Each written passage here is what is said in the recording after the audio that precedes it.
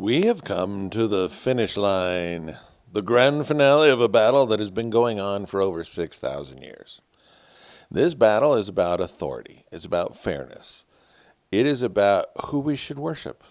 And for each of us, it is going to come down to an individual choice represented by accepting a mark or rejecting it. In this video, we are going to tie it all together using the Bible and identify what the mark of the beast is. We already discussed how important it is to identify the beast before we can identify the mark. These two are tied together, and this union must produce a mandate of worship that all of mankind will be forced to observe. All of mankind. If it is a computer chip, or a tattoo, or a vaccine, or the digital money, then the element of worship becomes an issue. Will they demand new churches be built to worship the chip? Will children have to learn new prayers to worship the vaccine?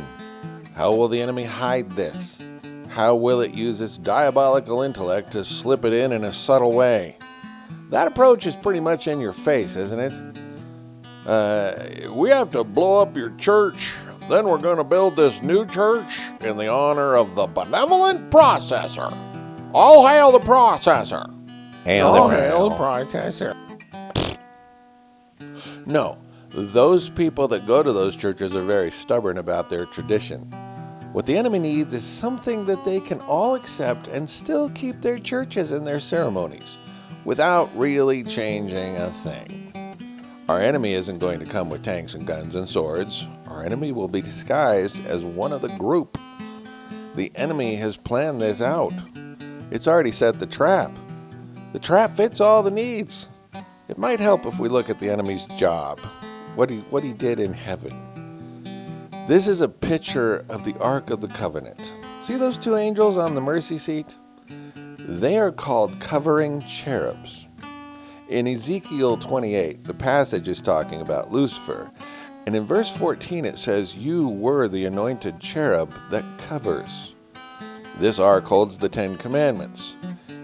If the enemy hates God and everything he does and everything he has done and everything he will do, then how would the enemy feel about the 10 Commandments?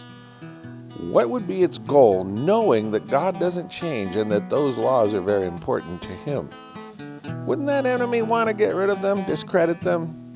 And who would know better how to attack them? Well, first of all, as the enemy, it only has to worry about those that claim to follow Jesus. Jesus is the only way to heaven.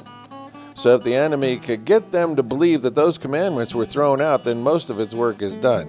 But the interesting part is that most of the Christians follow 9 out of 10 of the commandments. They only have an issue with number 4. God said, "Remember the Sabbath day to keep it holy." He said, "Let the Sabbath be a sign between you and me." Jesus said, "Keep my commandments as I have kept those of my Father." Revelation 14:12, "Here is the patience of the saints. Here are they that keep the commandments of God and the faith of Jesus." The disciples kept Saturday Sabbath. The early Christians kept Saturday Sabbath. Jesus kept Saturday Sabbath. Jesus is our example. The Sabbath is prominent throughout the Bible. It is God's seal. These are the actual words of the beast. Read it carefully. This isn't a personal vendetta. I didn't write these words. These are their own words. There is a decided difference between God and this power. Sun worship has been here since the dawn of man. Lucifer, the light bearer, is represented by the sun. The first day of the week has sun in it. It is a day to worship the sun every week. It's been going on for a very long time. Way before Jesus appeared, they worshiped the sun. Do they still worship the sun today? Would there be signs that we could easily witness? This is about your eternity. This is what the mark is. They even say so.